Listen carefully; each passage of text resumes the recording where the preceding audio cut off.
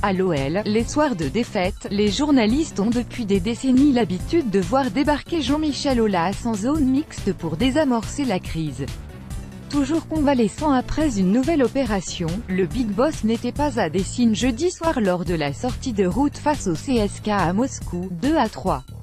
Et ce n'était évidemment pas Gérard Houllier ou Bernard Lacombe qui allaient monter au feu devant les médias.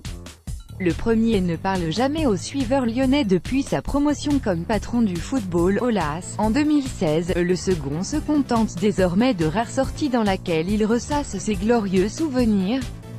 Du coup, c'est au seul Bruno Genesio qu'est incombée la lourde tâche d'analyser l'inexplicable.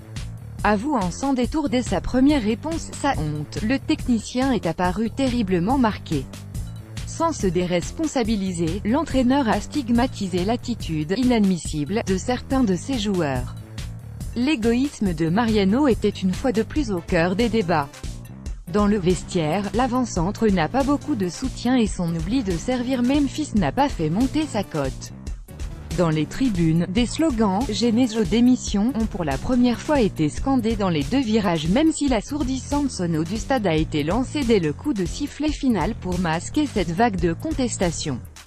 La sortie de Marsal difficilement acceptée par certains partenaires sur OLTV, les journalistes et consultants de la chaîne osent dire ce que tout le monde pense au club, ça ne doit pas exister sur un terrain de foot. En zone mixte, les joueurs se font rares, abattus et en colère, le capitaine Anthony Lopez refuse de s'exprimer. Comme lui, les autres cadres, ou supposés cadres sont aux abonnés absents. Si Fernando Marsal accepte, c'est surtout pour rapidement s'excuser d'avoir refusé de serrer la main de Bruno Genesio au moment de son remplacement. Un épisode difficilement accepté par certains de ses partenaires, d'autant plus que le Brésilien avait mis un temps infini à sortir de la pelouse alors que le chronomètre défilait.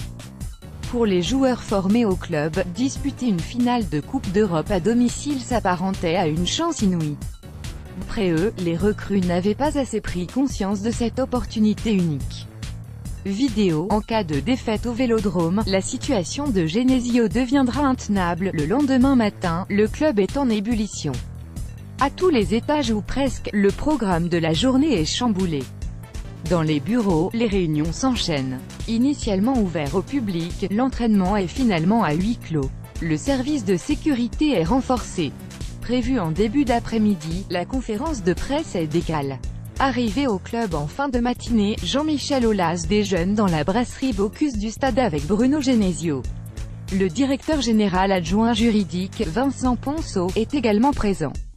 Aulas a exigé une remobilisation si le contenu de la discussion est resté secret. L'entraîneur a dévoilé sa tonalité en évoquant sa chance d'avoir un président comme lui.